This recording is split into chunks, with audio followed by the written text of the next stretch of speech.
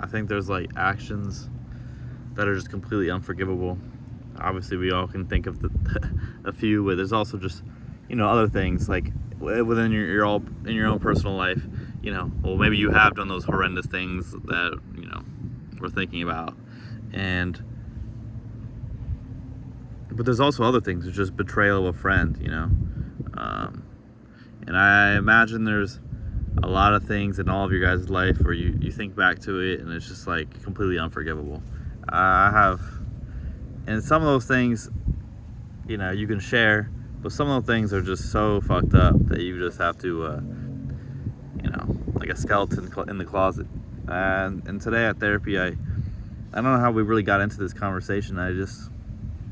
Because she was kind of like, it seems like you're unable to forgive yourself for a lot of the things that happened when you were a teenager, and the way you treat your ex-girlfriend, or the way that you weren't able to stand up for yourself, or like the way that you let people walk all over you, or that you weren't, that you're just being weak, or all these things, right, that I've told her. And I was like, yeah, but there's also just things that I will never tell you about.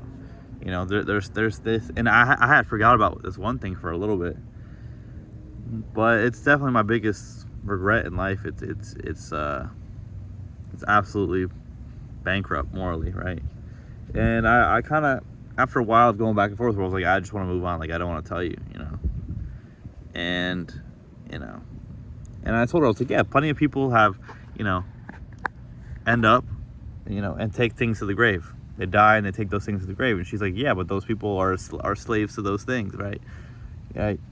And I can understand that. Like, let's say, like, a lot of fucked up shit happened during the Vietnam War. A lot of RA of admirals to the cadet, right? Like higher to lower, like a lot of that type of stuff in regards to the Vietnamese people. Like,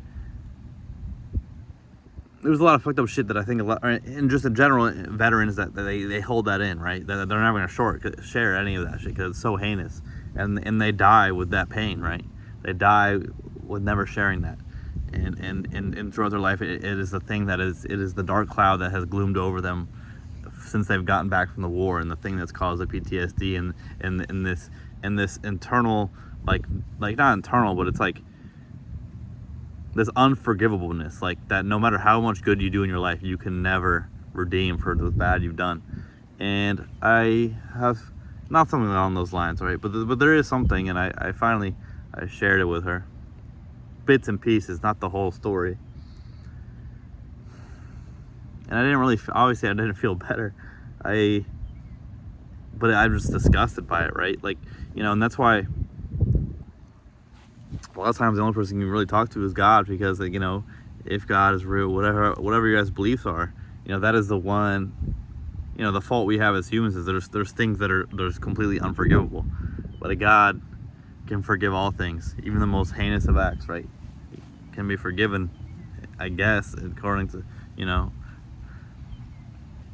but it's like how, the only way for me to move forward in life, and to let the past be the past, and to self-actualize, and to get the things that I want, and be the person that I want to be, which I am already a lot of that person, but there's still a lot of things. I look in the mirror and I see my father so much, and my father is someone that I imagine has done some pretty bad things in his life, because he has a lot of anger, or he's seen a lot of things where he just has a lot of repressed trauma that comes out as mad. He's angry all the time. But really, when I've gotten to know him a little more this last couple of months, he's just really anxious. He's just really scared, anxious boy. But it comes off as anger, right? But I see myself in the mirror, or I see him in the mirror a lot, and I know what needs to be done, right? Is that I have to forgive myself to move forward. But how does one do that? It's like, especially knowing people that you've hurt, including yourself, right? Like, I've hurt so many people, including myself. It's like, how do I, like, dude, the version of me from like 15 to like 19 15, 19. I fucking hate that guy. I completely despise him. I find him to be weak, to be like morally bankrupt. But also, that guy was going. My teenage self was going through some shit, right? I mean, that's not a justification for doing anything bad, but he was going through a lot of grief, a lot of suffering, a lot of depression, and in turn, that destroyed a lot of things, and that caused a lot of trauma bonding and all this type of codependency and all these issues, right? But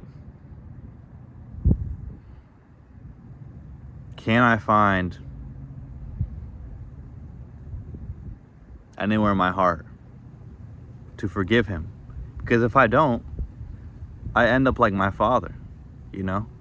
If I don't forgive that version of me that caused so many people pain, including myself, and that was also dealt a lot of pain, if I don't forgive him, I end up like my father. I end up as a man with so much repressed trauma that there is not really a shovel big enough to dig it out. There's not a shovel strong enough, and so then you're just, you know. I seen this quote. I forgot who it was by. It's like, a lot of men die at 20, or like, yeah, a lot of men die at 25, but their body, you know, but they don't realize it until they're 80, right? Like your body, like your spirit is gone. You've gone through so much that by 25, you let yourself become a cog in the machine, and you just work, and you lose yourself, and you forsake yourself, and you don't realize it until you're on your deathbed, and when your body dies, right? And you realize that you've been dead the whole time. You've been dead since 25, right? And I fear that I will become that man if I can't overcome this. If I can't forgive myself. Anyways.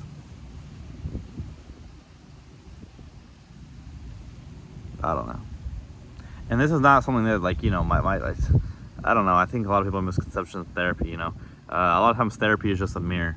And you only can go as far as you understand, right? Like, you can't go further than your understanding of yourself, right? And it's not like she's implanted this thing in my brain that I need to forgive myself. This is something I've been knowing about. This is something I've sent many emails to her about. It's like, how can I forgive this person who did this, or this? But today was just the first time I shared a skeleton in the closet.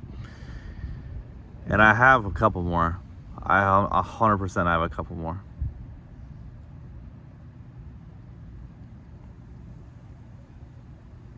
And it's almost like the guy I am now and the man I'm trying to be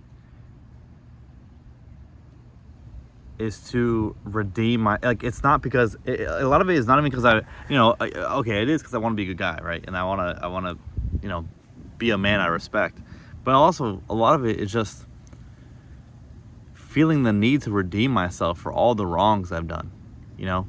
And I remember, I've said this probably a million times. After the final breakup, me and my ex-girlfriend, and I still didn't realize what had been going on in the 4 years we were dating. I was not emotionally aware enough to understand until COVID, when I just sat and I reflected, and I wrote so much, and I vowed to never treat someone like that again, you know. And it's like, is that my vow is the reason I'm good, not because I want to be good, but it's because I was bad and I want to redeem myself for being bad, right? Like, that's kind of fucked, right? And I have so much shame and guilt for just, like, being fucking a piece of shit. But why, you know, and I think my very first therapist when I was a teenager told me, like, you know, sometimes you cause people pain to learn a lesson, right? But I don't like that. I was like, why was it necessary for me to cause someone that I loved pain so that I could learn a lesson? Like, why did that need to happen for me to be a better person, right? Like, why? You know. Anyways, guys, girls, gays, queers, they, them, these are anyone, everyone, anyone. Have a blessed rest of your Wednesday. I'll catch you guys on a beautiful Thursday.